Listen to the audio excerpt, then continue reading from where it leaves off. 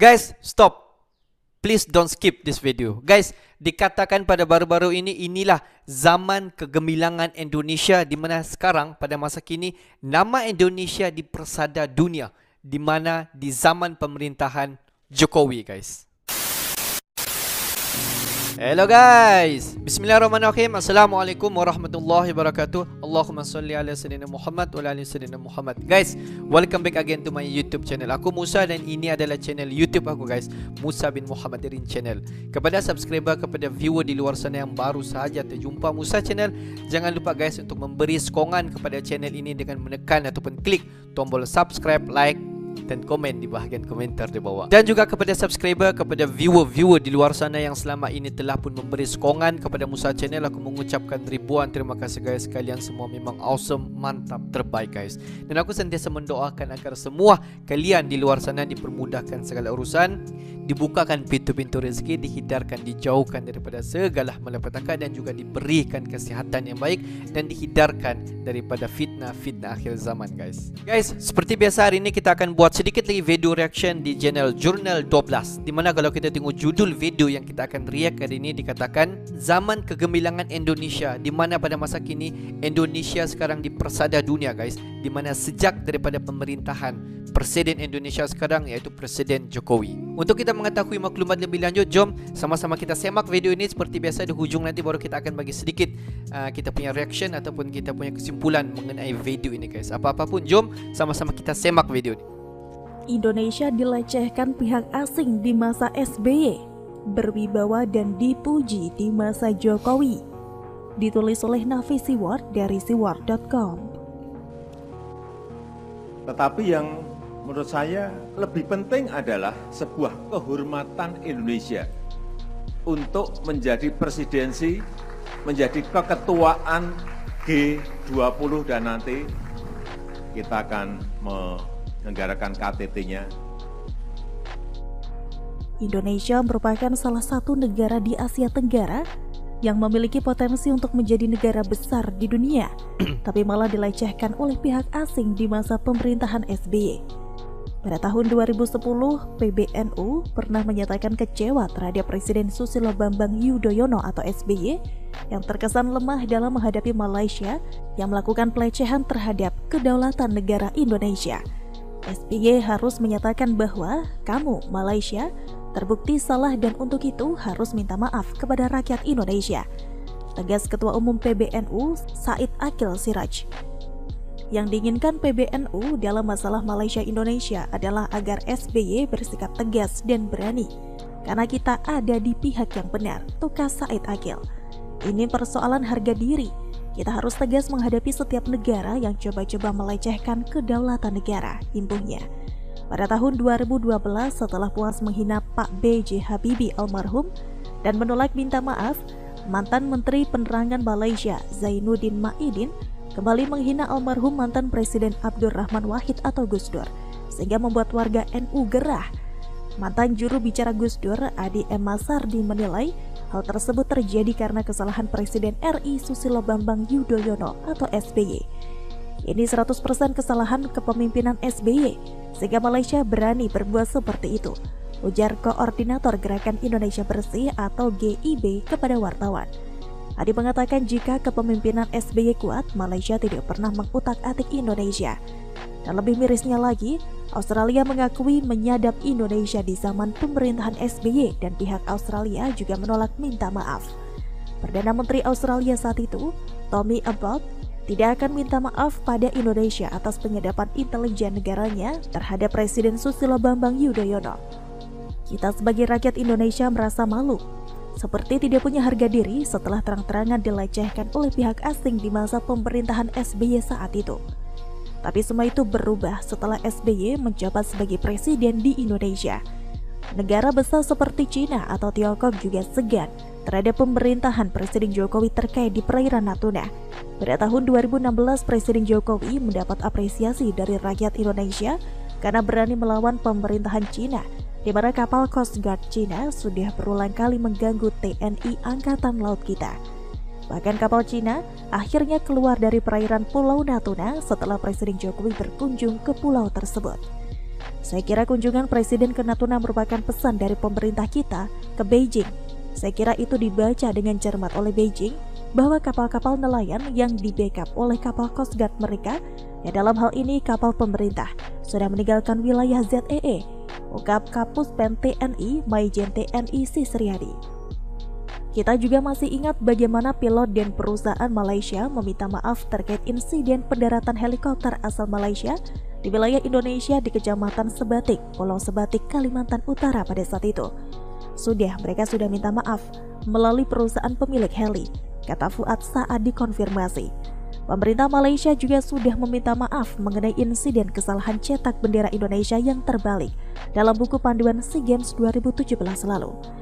Di masa pemerintahan Jokowi, kita tidak lagi minta maaf ke Malaysia atau Singapura seperti masa SBY terkait kasus kebakaran hutan. Kementerian Kehutanan dan Lingkungan Hidup atau KLHK telah menyegel lahan milik 20 perusahaan asing dari 62 perusahaan yang terbakar dan mengakibatkan kebakaran hutan dan lahan atau karhutla.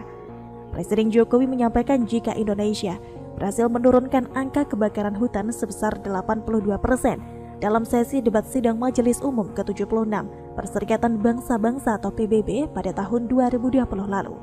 Bahkan dalam pertemuan bilateral dengan Presiden Prancis Emmanuel Macron di Hotel Splendid Royal, Roma, Italia, saat acara KTT G20 beberapa hari lalu, Presiden Jokowi mengatakan tingkat kebakaran hutan di Indonesia kini berada di titik paling bawah dalam 20 tahun terakhir saat kebakaran di negara lain justru meningkat.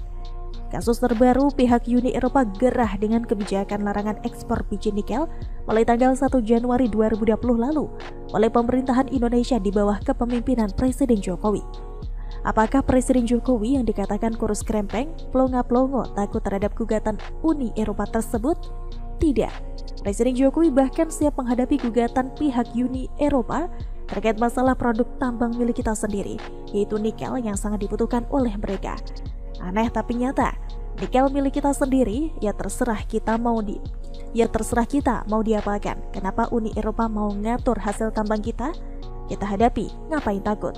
Barang-barang kita, nikel-nikel kita, mau kita ekspor, mau enggak kan suka-suka kita, kata Presiden Jokowi.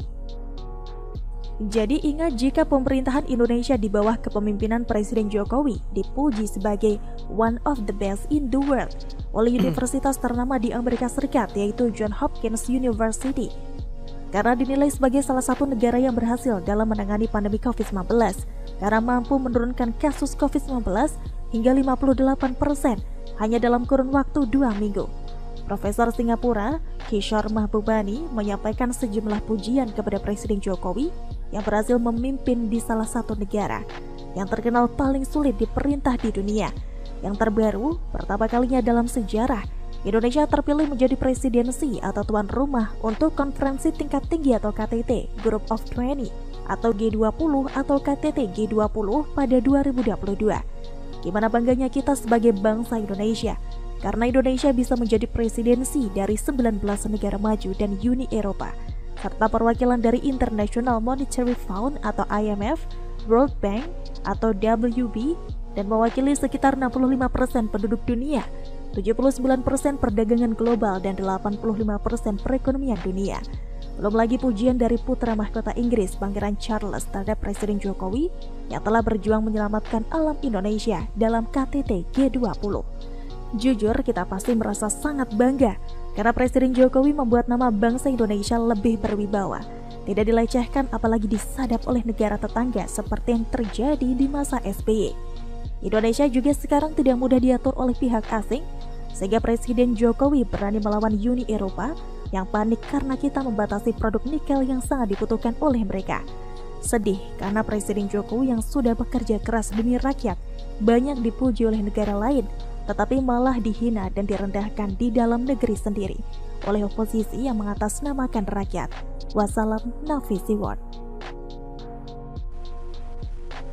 Tetapi yang menurut saya lebih penting adalah sebuah kehormatan Indonesia. Kehormatan kepada Indonesia untuk menjadi presidensi, menjadi keketuaan G20 dan nanti setiap pemimpin ada kelemahan dan ada kelebihan masing-masing, dan kalau kita tengok setiap pemimpin ada pengorbanan yang diberikan kepada rakyat, khususnya dalam untuk membangunkan negara mereka masing-masing, guys. Itulah peranan seorang pemimpin yang walaupun kalau kita tengok pemimpin-pemimpin negara di dunia ini, walaupun dia bekas pemimpin, dia banyak sekali berkorban untuk kemajuan negara-negara mereka. Itulah kalau kita tengok peranan sebagai seorang pemimpin, guys. Apa yang jelas kita tengok sejak daripada kepimpinan Presiden Jokowi sebagai pemimpin ataupun sebagai Presiden Indonesia, sejak daripada itu di mana Indonesia, nama Indonesia dipersada dunia. Banyak sekali negara-negara di luar daripada sana yang sebelum ini tidak mengenal Indonesia,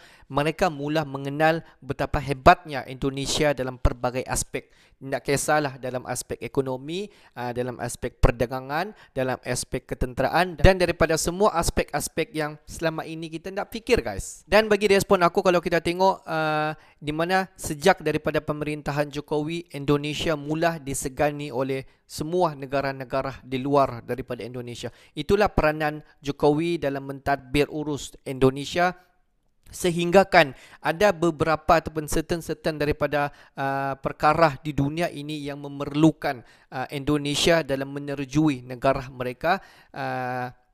Dan juga kalau kita tengok, Indonesia memainkan peranan penting dalam beberapa aspek di dunia, guys. Dan kalau kita tengok apa yang kita nampak dengan jelas sekali, kewibawaan Presiden Indonesia, Presiden Jokowi dapat menaikkan bangsa-bangsa di Indonesia. Itu yang kita paling nampak dengan jelas sekali. Walaupun kalau kita tengok pengorbanan Presiden Indonesia, Presiden Jokowi pada masa kini memang sangat-sangat seorang pemimpin yang luar biasa, guys. Okey lah, guys, untuk hari ini sampai di sini saja sedikit information daripada Musa Channel. Dan kepada subscriber di luar sana yang belum lagi klik button subscribe, please guys to klik button subscribe, like dan komen di bahagian komentar di bawah. Akhir kata daripada Musa Channel, thanks for watching my video. Assalamualaikum warahmatullahi wabarakatuh. See you the next video.